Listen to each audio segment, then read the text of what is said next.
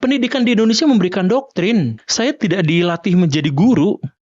Saya dilatih menjadi TU. Lembaga pendidikan di Indonesia itu justru membodohkan masyarakat.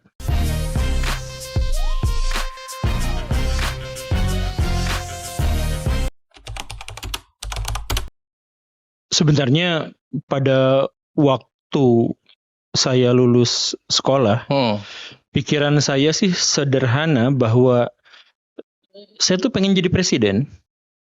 Dan karena itu saya tuh harus kuliah. Tetapi ketika saya memilih jurusan yang saya duga akan mengarahkan saya untuk jadi presiden itu ternyata terlalu mahal dan keluarga saya tidak mencukupi untuk itu. Akhirnya saya masuk jurusan keguruan. Karena tujuan saya untuk jadi presiden dalam benak saya pada waktu itu adalah bagaimana caranya agar saya itu memberikan kontribusi positif buat masa depan bangsa. Ya harusnya jadi presiden, tapi kalau jadi presiden itu gagal, ya jadi guru, karena guru itulah yang menjadi kunci, karena dia pemegang otoritas pendidikan atau pemegang simbol-simbol pendidikan. Jadi saya berpikir ya saya mau jadi guru saja. Begitu pikiran saya yang di awalnya begitu. Tetapi seiring berjalannya waktu, bahkan sejak saya kuliah, saya mulai sadar ada terlalu banyak paradoks, terlalu banyak kontradiksi dan dilema di kampus. Salah satu yang cukup mengganggu saya itu adalah bahwa ternyata ketika saya masuk kampus jurusan keguruan, saya tidak dilatih menjadi guru. Saya dilatih menjadi TU, tata usaha.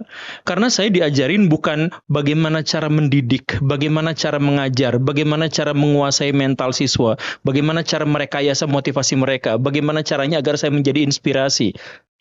Itu di situ tuh hanya ada 2 jam, 4 jam dari sekian banyak SKS itu 2 jam, 4 jam cara-cara untuk menjadi guru yang baik yang saya kenali gitu ya. Kebanyakan itu adalah bagaimana cara bikin administrasi, bagaimana cara bikin ngerumus nilai-nilai, bagaimana caranya bikin ya menyesuaikan antara realitas mengajar dengan kondisi siswa dan kemampuan sekolah dan lain sebagainya, hal-hal yang saya pikir administratif. Kenapa saya tidak dilatih, dididik untuk menjadi seorang pendidik? Untuk menjadi seorang pendidik, bagaimana caranya agar saya itu bisa menyampaikan dengan baik, bagaimana pesan-pesan saya itu bisa diterima dengan baik. Itu yang disampaikan. Nah, akhirnya ketika saya selesai dari jurusan keguruan, saya pun sadar inilah masalahnya. Sejak SD, SMP, SMA, saya hanya menemukan guru yang inspiratif, yang bisa mengubah cara pandang saya terhadap dunia. Saya menemukan guru-guru saya mengingat dari SD, SMP, SMA, guru-guru yang memberikan kepada saya motivasi untuk belajar, mendorong saya untuk berpengetahuan dan sebagainya itu sedikit sekali. Kebanyakan adalah guru-guru yang hanya menjalankan tugasnya demi mendapatkan gaji gitu. Nah, akhirnya saya sadar, oh ternyata guru-guru saya dulu mengajar dengan cara seperti itu karena waktu di kampus pun memang tidak diajarkan hal sesimpel bagaimana cara pedagogi. Atau diajarkan tapi jumlahnya sangat sedikit. 40% itu adalah soal administrasi, mungkin hanya 10% yang membahas tentang bagaimana cara mendidik, bagaimana cara mengajar. Itu saya menemukan paradoks di situ, menemukan keanehan. Kemudian waktu saya di kampus, saya juga menemukan keanehan berikutnya gitu. Saya di ospek dengan cara yang aneh, dengan cara yang tidak relevan, dengan cara yang sepenuhnya justru malah menciptakan kerusakan-kerusakan mental. Saya berontak pada waktu itu. Saya katakan pada senior-senior saya akan hancurkan himpunan ini. Gitu. Saya hancurkan fakultas ini. Gitu.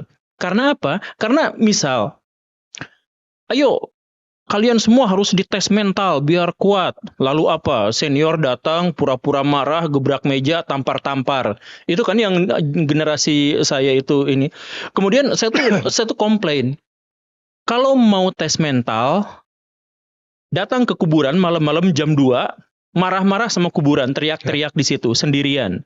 Berani nggak? Kalau kita mau tes mental, datang ke tempat orang yang lagi geber-geber motor, tantang mereka.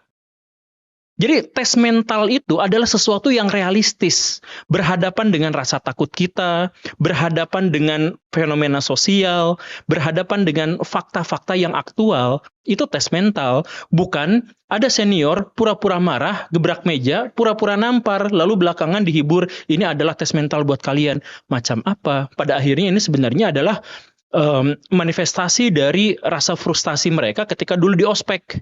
Mereka kemudian mewujudkan pada generasi yang sesudahnya begitu. Nah, setiap kali saya merenung tentang lembaga pendidikan, sistem pendidikan, pola-pola pendidikan, skema pendidikan, pendekatan pendidikan, teori-teori pendidikan, saya menemukan ada banyak hal yang janggal sekali di Indonesia. Ketika saya belajar tentang teori-teori pendidikan, misalkan, pendidikan itu harus memberikan pencerahan. Pendidikan di Indonesia memberikan doktrin. Ketika dalam teori-teori pembelajaran pendidikan itu harus disesuaikan dengan kebutuhan industri, kita jauh dari pendekatan terhadap industri. Ketika pendidikan itu untuk nalar kritis, kita dipaksa untuk harus mengingat teori-teori, rumus-rumus yang dicetuskan oleh orang lain dan tidak boleh berontak di situ. Pelajaran matematika, kita tuh gak boleh ngerumus sendiri. Sekali kita ngerumus sendiri dan menemukan jawabannya, maka dianggap salah kalau rumusnya berbeda dengan yang diajarkan sama guru. Ya, untuk apa kita berpendidikan kalau pendidikan itu sebenarnya adalah mencuci otak kita yang sebenarnya jenius, cerdas, dan hebat itu berubah menjadi terkerangkeng. Sekarang ketika saya mengatakan menurut pendapat saya, itu tuh bisa dibully sama seluruh Indonesia. Karena pendapat pribadi itu dianggap sebagai ngarang dan kita tuh harus ngikutin pendapat orang yang punya otoritas. Kalau di negara-negara yang sudah mapan, mengajukan ide sendiri yang orisinil itu tuh dianggap luar biasa. Kita ditepukin, kita diapresiasi. Lu menemukan sesuatu yang baru. Di Indonesia gak sama dengan Profesor Anu, gak sama dengan Kiai Anu, gak sama dengan dosen Anu. Lu siapa? Nah, ya pendidikan dari yang katanya mencerahkan, mengkerangkeng, tapi kita menjalankan pendidikan itu. Makanya ada sebuah pernyataan yang akhirnya, pernyataan saya sendiri, kemudian saya sesali, tapi kemudian saya tidak menyesal ketika mengeluarkan perkataan itu, yaitu lembaga pendidikan di Indonesia itu justru membodohkan masyarakat. Salah satu kriteria yang paling jelas, misalkan waktu kita kecil, pikiran kita tuh liar banget. Kita mengajukan pertanyaan tuh yang random banget. Ini kenapa begitu, ini kenapa begini, ini kenapa begitu, dan sebagainya. Begitu kita masuk sekolah, guru ngomong, ada yang mau ditanyakan? Enggak. Jam terasa lambat banget ini ya. Iya. Saya jadi guru. Kemudian ketika saya jadi guru, saya ikut pelatihan. Kemudian di pelatihan guru itu, sekarang kurikulum yang baru itu, guru-guru bukan pusat ilmu pengetahuan ya. Jadi kita harus nyuruh anak-anak bertanya, berinisiatif. Oke, saya langsung. Oke, anak-anak, kita mau diskusi apa? Ada yang mau ditanyakan?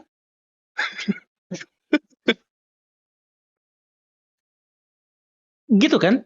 Ini yang terjadi di sini. Kenapa? Kita tuh dikerangkeng. Dulu kita tuh bertanya, dulu kita tuh mengajukan inisiatif waktu kita kecil. Kita tuh bahkan berani membayangkan Tuhan tuh bentuknya gini. Seiring berjalannya waktu, seiring itulah kita menjadi terlalu takut pada ilmu pengetahuan. Kita takut sekali ketika kita berbicara seperti ini. Kita takut berbicara seperti ini.